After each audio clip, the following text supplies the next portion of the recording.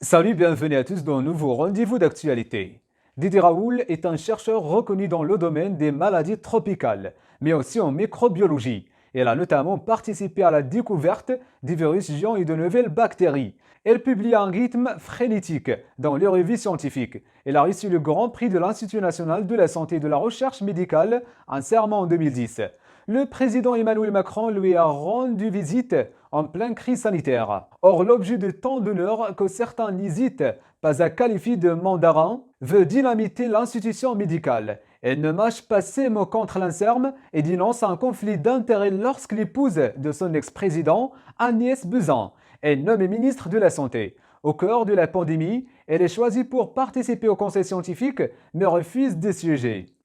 Durant cette période qui voit sa notoriété exploser, elle tient des propres mouvements sur le coronavirus. L'une des grandes originalités de professeur Raoul est d'être déjà un esprit foncièrement polyvalent. Mérite d'autant plus louable que nous vivons à une époque paradoxale, où l'on nous vante continuellement les bienfaits de l'interdisciplinarité, tout en semant les experts de ne pas outrepasser les limites de leur champ de compétences respectifs. Didier Raoul nous montre en quoi la culture générale reste toujours utile, voire décisive. Peut-être même plus que jamais dans notre civilisation, de l'hyperspécialisation toujours croissante.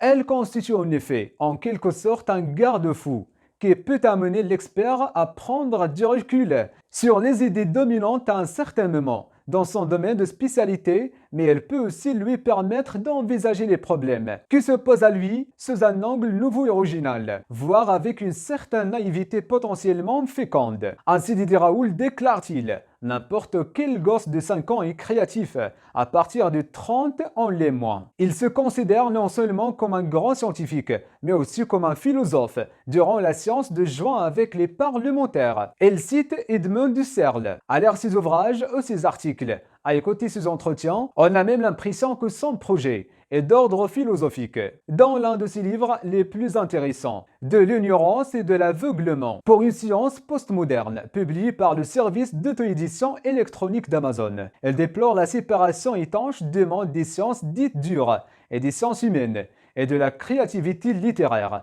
car le contentement dans sa propre spécialité ne peut mener à la hauteur devenu nécessaire. À tel point qu'il avoue n'avoir jamais eu la vocation scientifique et d'être devenu médecin par hasard, elle se passionne pour la science-fiction, notamment pour Philippe Dick. L'ouverture d'esprit qu'il puise dans son attachement à la culture générale, notamment littéraire et philosophique, permet ainsi à Didier Raoul de se positionner comme une sorte de Candide au pays des chercheurs. C'est la fin de ce rendez-vous. N'oubliez pas de réagir sur la section de commentaires et d'activer la cloche de notification. Merci et à très bientôt.